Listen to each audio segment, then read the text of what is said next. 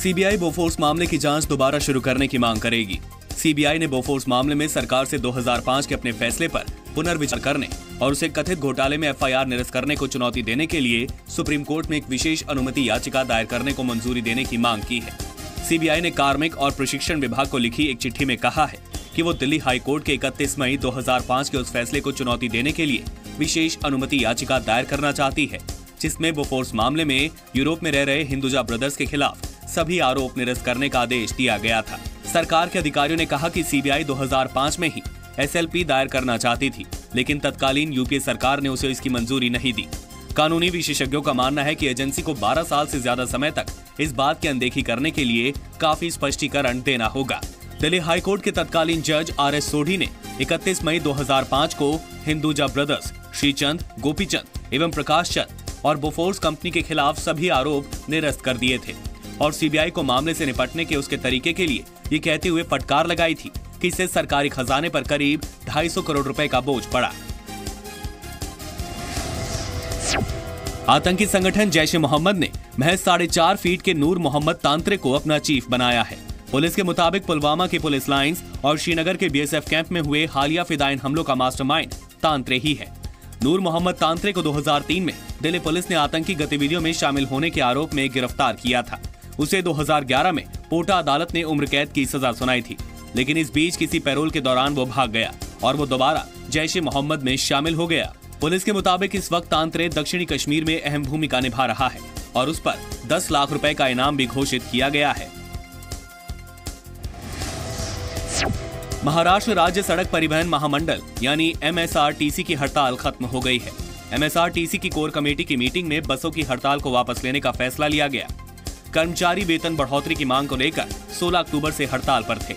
इस हड़ताल पर बॉम्बे हाईकोर्ट ने कड़ा रुख अपनाया था। हाईकोर्ट ने हड़ताल को अवैध करार देते हुए इसे फौरन वापस लेने का आदेश दिया था। कोर्ट ने सुनवाई करते हुए राज्य सरकार से कहा कि अगर वो उच्च स्तरीय कमेटी बनाते हैं तो कोर्ट मोहलत देने को तैयार है। हाईकोर्ट ने फडणवीस सरकार की खिंचाई करते हुए कहा था कि हड़ताल को रोकने के लिए उचित कदम नहीं उठाए गए। महाराष्ट्र में बसों की हड़ताल की वजह से लोगों को काफी दिक्कतों का सामना करना पड़ा। राजस्थान में अब पूर्व और वर्तमान जजों, अफसरों, सरकारी कर्मचारियों और बाबुओं के खिलाफ पुलिस या अदालत में शिकायत करना आसान नहीं होगा। ऐसे मामलों में एफआईआर दर्ज कराने के लिए सरकार की मंजूरी अनिवार्य होगी। वसुंधरा राजे सरकार ने नया अध्यादेश पारित किया है। इस नए अध्यादेश के मुताबिक ड्यूटी के दौरान किसी जज या किसी भी सरकारी कर्मचारी की कार्रवाई के खिलाफ कोर्ट के जरिए भी एफआईआर दर्ज नहीं कर सकते। इसके लिए सरकारी अनुमति अनिवार्य होगी। हालांकि अगर सरकार इजाजत नहीं देती है तो 180 दिनों के बाद कोर्ट के जरिए एफआईआर दर्ज कराई जा सकती है। सरकार के इस नए अध्यादेश के तहत इस तरह के किसी भी सरकारी कर्मचारी, जज या अधिकारी का नाम, स्थान की जानकारी या किसी भी तरह की पहचान तब तक प्रेस रिपोर्ट में नहीं दे सकते जब तक सरकार इसकी इजाजत ना दे। ऐसा नहीं करने पर 2 साल की सजा का भी प्रावधान किया गया है।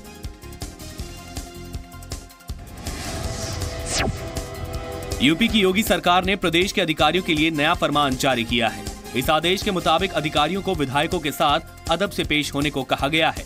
अधिकारियों से कहा गया है कि विधायक के आने पर वो उनका खड़ा होकर स्वागत करें, साथ ही चाय नाश्ता भी कराएं। विधायकों को अधिकारी उच्च प्राथमिकता दें। यह आदेश यूपी के मुख्य सचिव की तरफ से जारी हुआ है। इस आदेश में साफ साफ लिखा गया है कि लगातार इस तरह की शिकायतें मिल रही थी कि अफसर जनप्रतिनिधियों के लिए जो प्रोटोकॉल है उसका पालन नहीं कर रहे हैं। इसीलिए बकायदा सभी को लिखित आदेश जारी किया जा रहा है। बीजेपी ने इस आदेश को सही बताया है। मुख्य सचिव को यह अनुभव हुआ होगा या कहीं से कुछ शिकायतें आई होगी, जिन शिकायतों के अंतर्गत उनको लगा होगा कि इस प्रकार की जानकारी और इस प्रकार का इंस्ट्रक्शंस उन अधिकारियों को देना चाहिए जो सही माने में जो जनप्रतिनिधि हैं उनके प्रति सम्मानजनक व्यवहार हो। वहीं समाजवादी पार्टी ने इस आदेश को लेकर योगी सरकार पर निशाना साधा है। ये परोक्ष रूप से अफसरशाही को प्रेशर डाला जा रहा है कि हमारे मंत्री जा रहे हैं, आप इनका काम करिए, सही या गलत। निहायत ही ये गलत चीज जो है, ये आदेश हुआ है और मुख्यमंत्री इसको वापस लें। कई अमेरिकी सांसदों ने पाकिस्तान के सिंध प्रांत में लगातार हो रहे मानवाधिकार उल्लंघन को लेकर चिंता जताई है।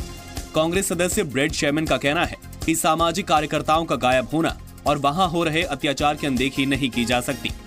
ऐसे में वॉशिंगटन और इस्लामाबाद के बीच बातचीत में इन मुद्दों पर भी चर्चा होनी चाहिए। अमेरिकी सांसदों के बयान अमेरिकी विदेश मंत्री रेक्स टिलरसन के पाकिस्तान दौरे से कुछ पहले आए हैं।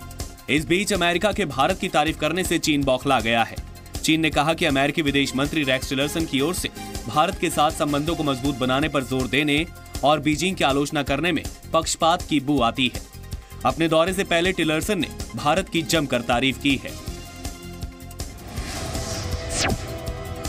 दिल्ली में होने वाले 2 दिन के ग्लोबल कंज्यूमर इवेंट में पाकिस्तान और नॉर्थ कोरिया को न्योता नहीं दिया गया है। इस इवेंट में जापान, चीन, दक्षिण कोरिया, अफगानिस्तान, थाईलैंड और म्यांमार समेत कम से कम 24 एशियाई देशों को न्योता भेजा गया है। लेकिन विदेश मंत्रालय के विचारों को ध्यान में रखते हुए पाकिस्तान और उत्तर कोरिया को इस कार्यक्रम का निमंत्रण नहीं भेजा गया है। अगले सप्ताह प्रधानमंत्री नरेंद्र मोदी इस ग्लोबल कंज्यूमर इवेंट का उद्घाटन करेंगे। 2 साधियों से रेप के मामले में जेल में 20 साल की सजा काट रहे गुरमीत राम रहीम की मुश्किलें और बढ़ सकती हैं। हरियाणा के पंचकुला में विशेष सीबीआई अदालत आज डेरा सच्चा सौदा के पूर्व प्रबंधक रंजीत सिंह की हत्या के मामले की सुनवाई करेगी। हत्या के इस मामले में राम रहीम आरोपी है और उसे मुख्य साजिशकर्ता के तौर पर नामित किया गया है।